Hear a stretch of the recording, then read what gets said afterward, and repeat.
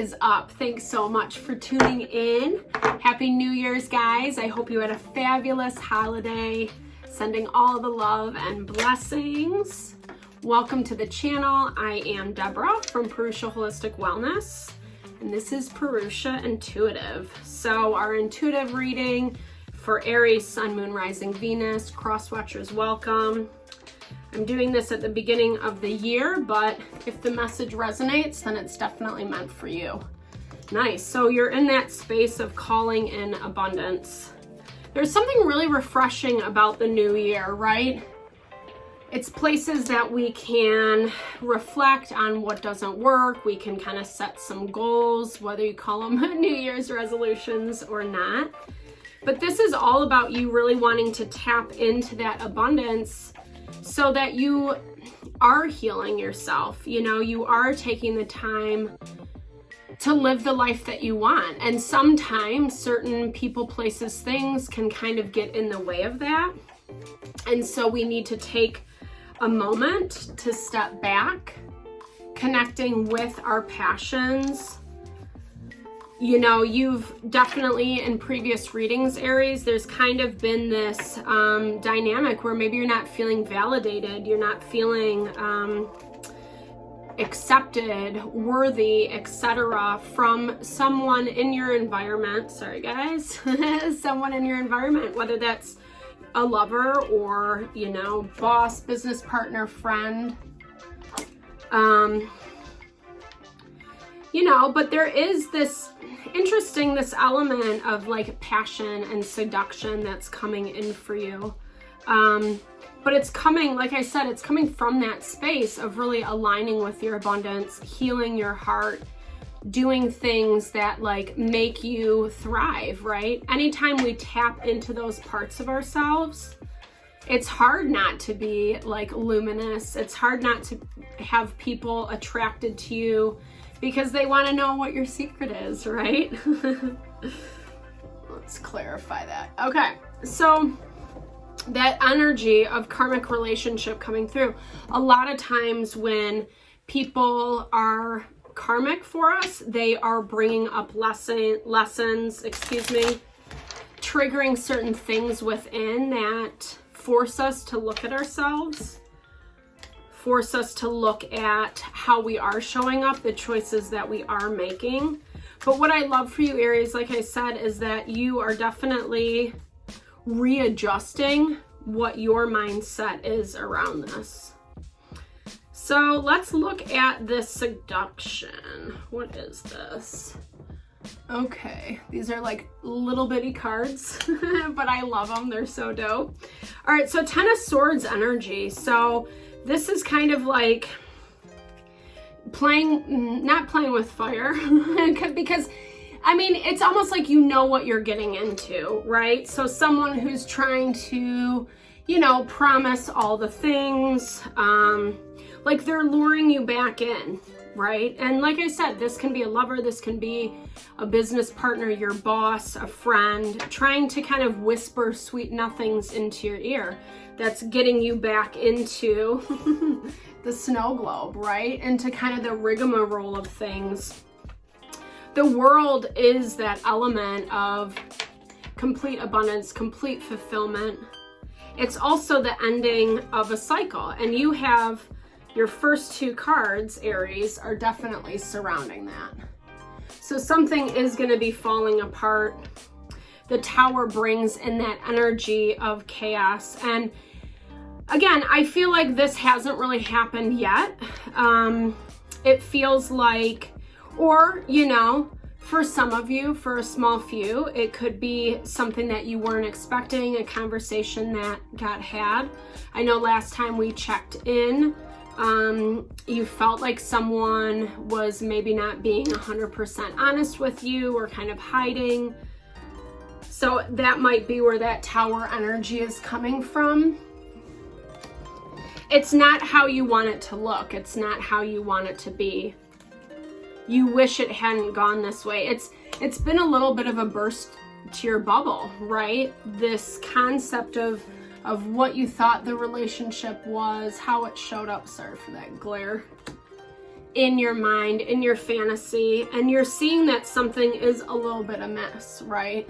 There's that Three of Swords. I think that the situation person you were interacting with got that same card last time. Still vibing in that energy of heartbreak, pain, sadness, grief, right? This is over family dynamics, over their happiness, over their fulfillment. And it definitely attaches back to you, especially if you're partnered with this person, if you have, you know, a family with them, etc. Something's really bumming them out. Because they've been in this kind of like sad energy for a minute. And I think it is kind of forcing you. Okay, so, I mean, it's forcing you, like I said, to kind of reevaluate where you find your abundance, your happiness. You're taking steps towards healing, because this person, like I said, it's a stagnant energy. I feel like they're focusing on the problems instead of the opportunities. And, you know, we all need space to grieve, to mourn, whatever this is that they're kind of stuck on. Obviously, it's coming up because they haven't healed. But it's shedding a lot of light, a lot of reality onto the dynamics of the relationship between you and them. And it's not what you want, you know? I think that there's this part of you that feels like, well, do I need to cut this off? Is this really for my highest and best?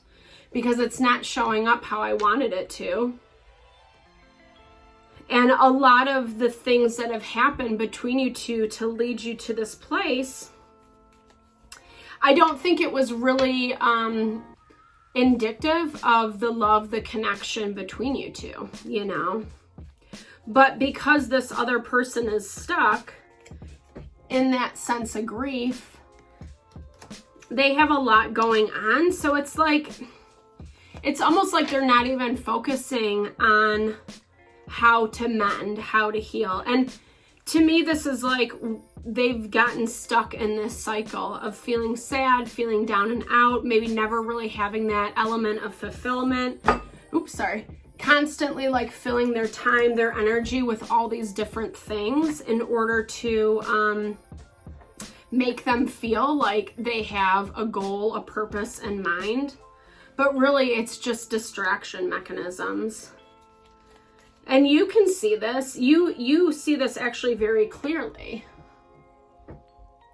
And so I feel like you are changing the tune a little bit, you know? You're kind of pulling back on how much you're showing up in this relationship. Well, if there isn't this reciprocity, if there isn't this equal give and take, if this person is going to stay stuck in the woe is me mentality, then I'm not going to keep trying, right? It's that value of sometimes we have to just be really conscious about what that other person is willing to give.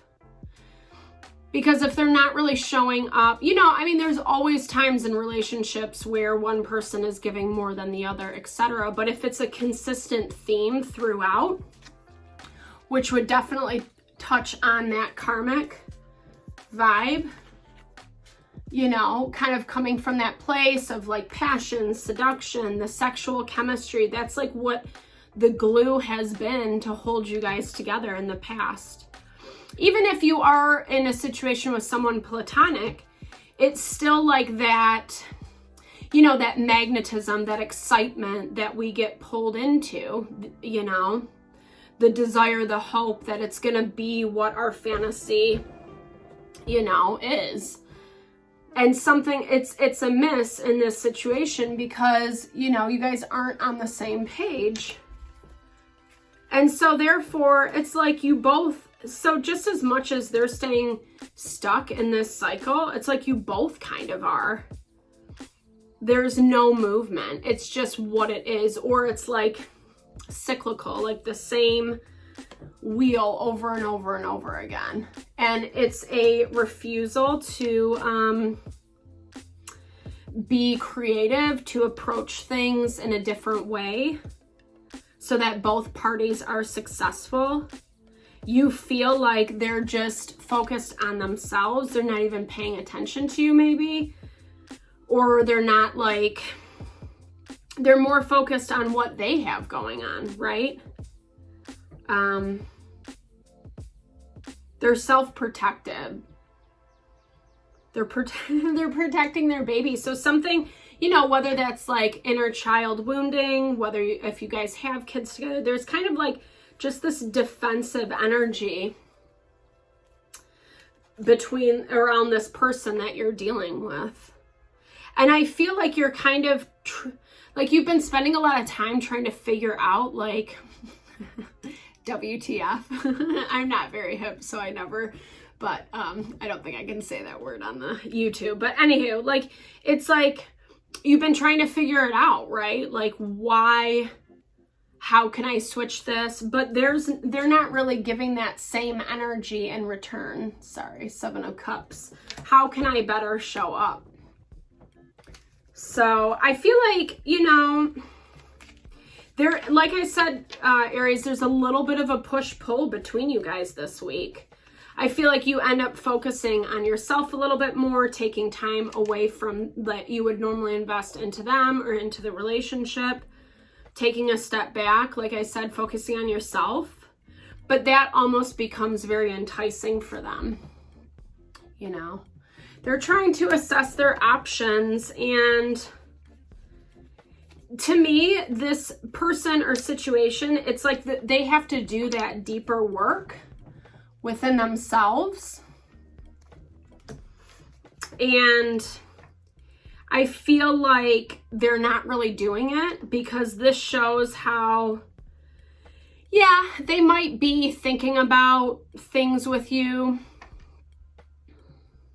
but it always kind of goes back to this immature, like, selfish energy for them, where it's not about you two together or the situation together, the business together. It's more about them and what their ambitions are. And that's what you can feel. But it also feels, like I said, like you're doing the bulk of the work, and you're just kind of watching them like they feel they're like very defensive, like they have to do it all themselves, and they're not really letting you in. And you've kind of been on that other side, like, hey, I'm here to be a partner, to be, you know, a support, etc. It's going to put you, you know, I think that this push and pull, because again, they go back into that selfish energy, it's going to put you on the defensive.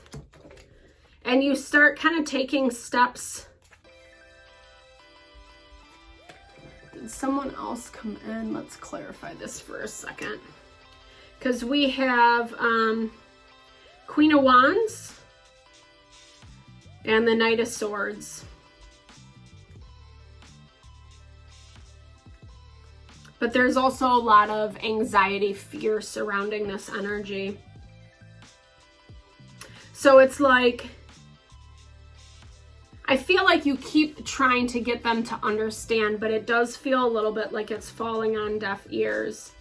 They're in their own way, they're trying to show you that they're making progress or doing the work or like whatever you've asked of them. But in reality, there's just a maturity difference between you two. How they show up versus how you show up are two different things. And you're realizing a lot of this. And I feel like you kind of have to ask yourself, is this enough? You guys can have great chemistry, great connection. And if that's all you're looking for in the relationship and the dynamic, then, you know, that's cool. But if you want something a little bit deeper, it's showing that this person really isn't there or available to be there quite yet. So you still have to remain in the background is what I'm hearing, but it's forcing you to question a little bit more about how much you want to commit to this, you know? You're not really sure of their intentions. I feel like you're sticking to it because it's what you have, and maybe you haven't really identified it as this karmic yet, you know? but you end up being the one that's kind of going after them, pursuing them more. And I feel like that script kind of has to flip. It's gonna take time, you know, and intention and energy. And if this is like, you know, I mean, like I said, there's a disconnect, so it's always gonna be a little difficult right now. The more you heal, the more it helps your partner heal. But if they continually keep showing like they're not in the space to kind of give you what you want and need, that's where you have to start doing that reevaluation. Do I want to go back through the same cycle? So I hope that helps, Aries. Remember, this is just for, you know, the energy for the first weekish of January, or, you know, whenever you're tuning in. Sending lots of love and blessings to whatever you're navigating through. If you want me to look at your personal situation a little deeper, definitely check out what services I offer below. I would be totally honored and love to support in whatever way possible. Definitely make sure, like, share, subscribe. Have a fabulous day. Lots of love and light. Thank you.